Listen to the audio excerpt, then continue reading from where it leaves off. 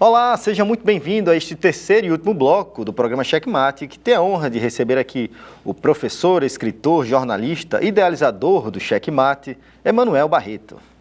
Professor, já discutimos a questão jornalística, docente, pesquisador, mas também tem um componente importante aí na sua produção, que é a veia literária, né? Como se deu esse interesse por começar a escrever literatura? É uma coisa mais recente ou veio da infância? Não. Eu escrevo coisa há muito tempo. Só um detalhe. Com relação à pesquisa, só para não deixar, Claro, para fazer um pequeno acréscimo, houve uma coisa que eu criei aqui e que está sendo continuada pela professora Socorro Veloso, que é o GRUPERT, que é o Grupo Permanente de Estudo da Entrevista, né? A aluna Tayane Guimarães tem grande liderança sobre esse grupo e está mantendo esse trabalho, que é alguma coisa assemelhada ao Checkmate. Eu espero que continue prosperando. Mas você perguntava sobre a questão da literatura. Não, eu escrevo desde os 17 anos. A primeira coisa que eu publiquei na minha vida foi num semanário literário que era publicado pelo jornalista Tarcísio Gurgel, que foi professor também desta universidade, chamado Contexto, que era a história de um vaqueiro sem nome, que esse vaqueiro cuidava de uma vaca, claro, né? E essa vaca desapareceu, fugiu do sertão e veio para a cidade. E o vaqueiro vestiu-se de couro, com seu encouramento todo, ficou... um vaqueiro, na minha visão, é como se fosse um cavaleiro da Idade Média, né? Aquela roupa, ela lembra uma roupa da Idade Média, de um cavaleiro da Idade Média, e a vara de ferrão é a lança, né? E ele veio em busca da vaca pela cidade. Então ficou aquela coisa, aquele homem do campo, aquela figura absolutamente estranha ao ambiente urbano, enlouquecido a cavalo procurando uma vaca. Ou seja, nesse conto tinha uma lauda e meia, 2 laudas, alguma coisa por aí assim. É como que fosse assim uma metáfora de alguém se procurando a si próprio, né? Ele foi desenraizado de si, ele saiu do seu ambiente telúrico, saiu da sua terra e foi para outro local procurar alguma coisa que fazia parte daquela terra, né? Eu não me lembro realmente como terminava, mas eu acho que terminava ele sendo pedreiro, ele perdia completamente os seus laços, né? Ele perdia tudo nessa busca louca, né? por essa vaca. E eu sempre escrevia uns contos que ninguém lia, né? A não ser esse que Tarcísio Gurgel publicou e depois um outro que ele publicou também, que era a história de um homem muito rico e muito cruel, que estava dormindo, então entrou uma minhoca no seu cérebro e essa minhoca, ao mexer-se dentro do seu cérebro, transformou esse homem num grande benemérito. Entendeu? Então, os seus sócios enlouqueceram. Você vai acabar com o dinheiro da fábrica? Isso, eu não estou preocupado com o dinheiro da fábrica. Eu quero repartir o que eu ganhei. Então, era essa história, né, de o que uma minhoca pôde fazer na cabeça, entre as dobrinhas do cérebro de um sujeito da elite capitalista. De repente, esse homem se torna um grande benemérito e termina sendo expulso da empresa porque queria repartir o pão, repartir o dinheiro, repartir aquilo tanto que ele já ganhara com quem não tinha nada, né? Esse também foi publicado por Tarcísio Gurgel no semanário esqueci o nome do semanário agora, meu Deus. Contexto. Né? Bom, então passaram-se muitos anos. Na TV Ponta Negra, eu publicava essas crônicas e depois, claro, eu tinha essas crônicas gravadas em CD comigo. Aliás, eu tinha no HD do meu computador e eu transformei num livro. Isso acho que foi em 2000, se eu não me engano. Foi quando houve a mudança, a virada de século, né? Então, quando eu saí da TV, vim para a universidade e publiquei um livro de crônicas chamado Crônicas para Natal, as crônicas do Jornal do Dia. Então, anos e anos depois, eu publiquei um segundo livro, que é um livro-reportagem, que foi um livro a pedido da Fé Comércio, exatamente contando memórias do comércio do Rio Grande do Norte. Ele não dá abrangência total, mas dá uma grande abrangência. A jornalista Auriceia Lima faz a parte introdutória, coloca o comércio como surgiu no Rio Grande do Norte, e eu peguei contando vidas de grandes comerciantes, grandes empresários do Estado, né? E o último livro que eu lancei é esse aqui, Os Crimes do Padre Reus. A câmera é essa? Aqui com o Os Crimes do Padre Reus. Isso foi lançado em 2013. foi a minha obra mais recente. Já um romance? Já um romance. Foi o primeiro trabalho de ficção. Quer dizer, escrevia muita ficção que eu guardava. E depois perdi. Ao longo da minha vida eu perdi. A gente pode classificar como algum gênero específico? Eu colocaria como um livro de literatura policial. Policial. Mas ele não se exaure na simples condição de literatura policial, ou não na única condição de literatura policial. Ele trata de um padre que leva ao pé da letra a assertiva bíblica que diz: o salário do pecado é a morte. Então ele decidiu, se o salário do pecado é a morte, eu tenho que começar a matar os pecadores. E a forma que ele encontrou para matar os pecadores era com hóstias envenenadas, entendeu? Então ele contrata um químico que produz um veneno extremamente sutil. Agora é o seguinte, ele diz o seguinte: eu não quero que os pecadores sintam que estão morrendo, não quero provocar dor, eu quero apenas que ele pague pelos seus pecados, porque foi Jesus que mandou eu matar. Ele acreditava sinceramente nisso, né? Então a pessoa ingeria aquela hóstia, entrava num estado assim de êxtase, de tranquilidade e tal, e ali a pessoa morria e estava consumado o crime do Padre Reus. O Padre Reus, ele mandava então cartas para um jornalista, pedindo que o jornalista escrevesse a história dele. E nessa conversa eu misturo passagens da minha vida de repórter com a vida desse repórter. No rodapé do livro, eu explico. Quando aconteceu determinadas cenas, eu botava: isso aqui aconteceu comigo no Diário de Natal, assim, né? Uma coisa que aconteceu comigo que me marcou profundamente a minha história pessoal, foi na Tribuna, e que está nesse livro, do Padre Reus. Eu estava fechando a página 5, eu estava sozinho na redação, eu e uma diagramadora, Tânia, e de repente entrou um homem na redação. Nós ficávamos chateados com isso, com facilidade, porque as pessoas entravam na redação. E disse: eu queria falar com o senhor. Tomei um susto, né? Eu queria falar com o senhor. Eu digo: pois não, é porque eu estou sendo ameaçado de morte.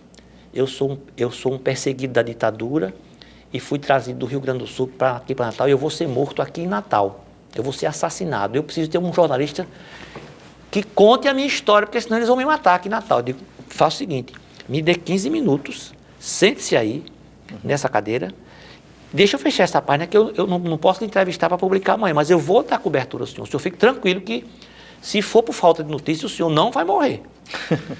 E eu me virei, fiquei de costas para a redação da Tribuna tem um vidro assim que a gente chama de aquário. Toda redação normalmente tem um vidro que chama de aquário. E eu ficava dentro do aquário, com a diagramadora, né? E eu via quem estava na redação, quem estava na redação me via. E eu fiquei fechando a página, e em 15 ou 20 minutos eu fechei a página. Quando eu me virei, cadê o homem? Ele foi embora. Ele estava tão deprimido, tão arrasado, que eu acho que ele pensou que eu o havia abandonado. Nossa, eu saí só o bagaço. Eu digo: rapaz, esse cara vai morrer, porque ele não esperou 15 minutos. E depois comecei, então ele vai morrer por minha causa. Eu quase não dormi essa noite. Né? Eu fiquei profundamente impressionado, não soube de ninguém que tivesse vindo transferir, era funcionário federal, que tivesse sido transferido, cujo corpo fosse encontrado. Não quer dizer também que ele não tenha sido morto, ele pode ter sido morto e jogado em alguma coisa. Mas esse tipo de coisa que aconteceu comigo, eu coloco nesse livro. Serve de inspiração. Né? Serviu de inspiração para eu dar suporte de veracidade, dar verossimilhança ao repórter desse livro. Esse livro, a história se passa nos anos 50. Né? Eu quis tirar de toda a realidade aqui, sabe, porque trata de um padre que mata pessoas, então eu digo, para não ter a impressão que isso é uma coisa verdadeira, isso é tudo uma invenção, eu joguei para os anos 50 para ficar bem distante, para dar a sensação de irrealidade. Né? E uma certa irrealidade, e ao mesmo tempo irrealidade em relação à circunstância de que de nenhum padre, que eu não conheço nenhum padre que jamais fez isso, e verossimilhança, ou seja, que o leitor sinta que é possível acontecer aquilo. Né? Então, eu coloquei coisas da minha vida dentro do livro. Uma coisa muito engraçada, posso continuar falando? Por favor. Essa foi incrível, essa foi engraçada. Também na Tribuna. De repente, eu estava fechando o jornal, a redação estava cheia, nessa hora estava cheia, e um vigilante correu e pegou um negócio na redação, chamado pau de redação. Pau de redação é uma vara que é cerrada ao meio, e tem 2 parafusos num lado e no outro. Então você põe jornais no meio e aperta. E fica como um livrão grande. E a cada 15 dias aqueles jornais são jogados fora e você aproveita outros. Porque você acompanha as suas edições e a edição dos concorrentes. Todo dia você pode fazer esse acesso. O vigilante pegou um pau de redação que não tinha nenhum jornal e desceu feito um louco a escada.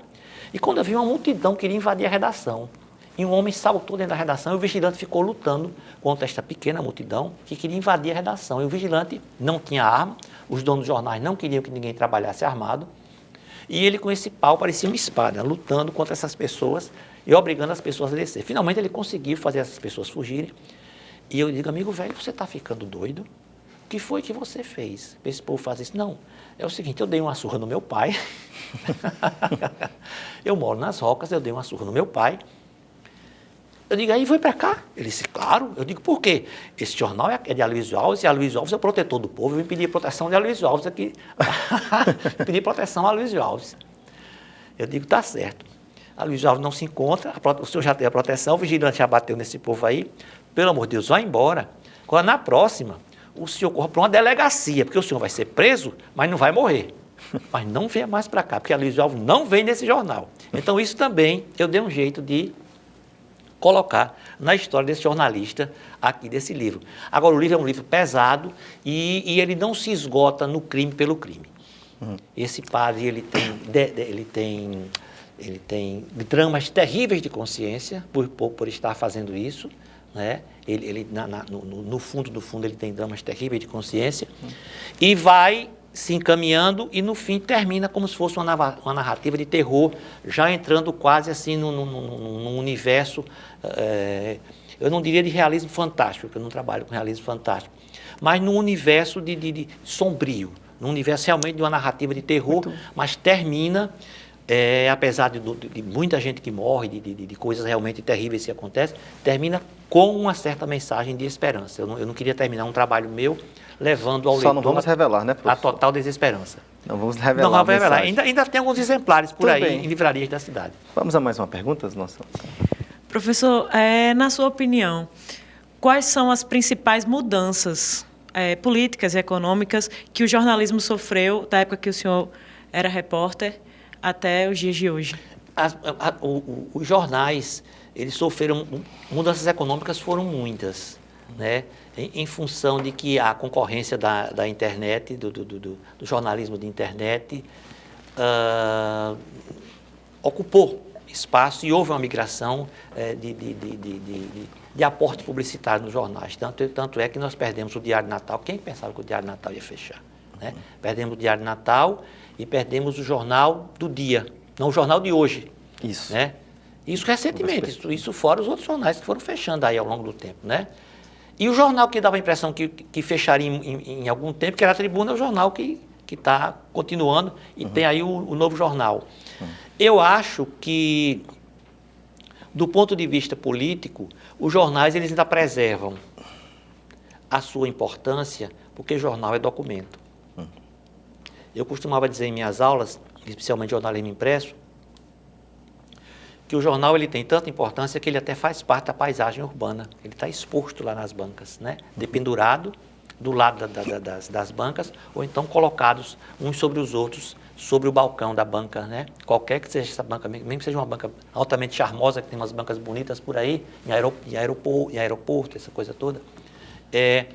Mas eu acho que, eu soube, por exemplo, que na Noruega, eu não tenho certeza, quem me deu a informação não é especialista no assunto, mas deu-me a sensação que o jornalismo impresso na Noruega, por exemplo, vai muito bem, obrigado.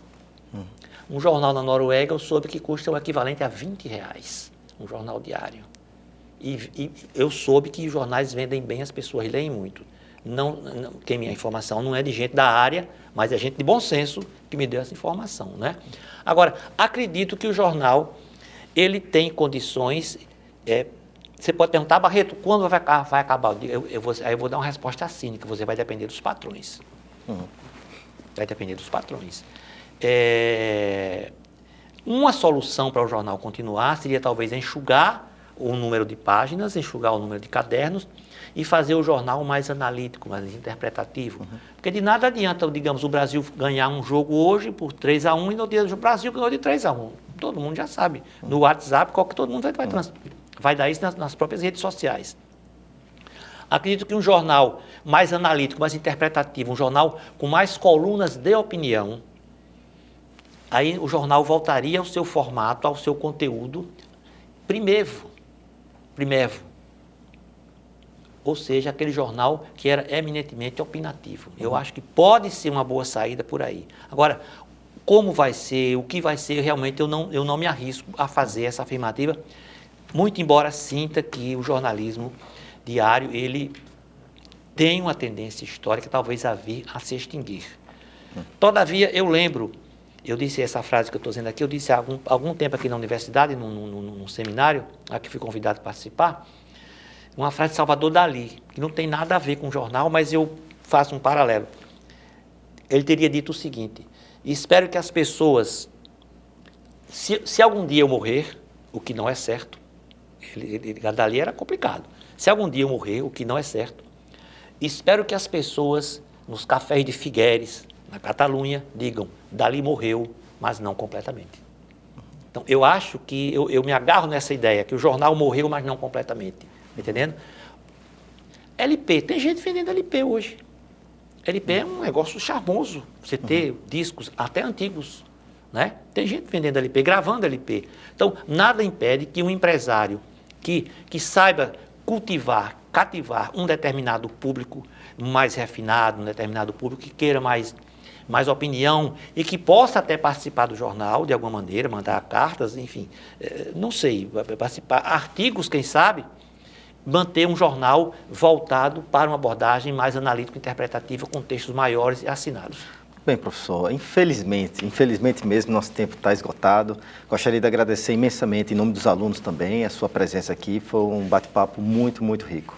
Eu aqui agradeço uma oportunidade rara, né? Rara no sentido de especial, né? De estar aqui de volta a vocês e de que está aqui de volta ao Checkmate. Muito bem. E assim vamos encerrando a edição de hoje do programa Checkmate. Voltamos na próxima sexta-feira com mais entrevistas. Muito obrigado e até a próxima.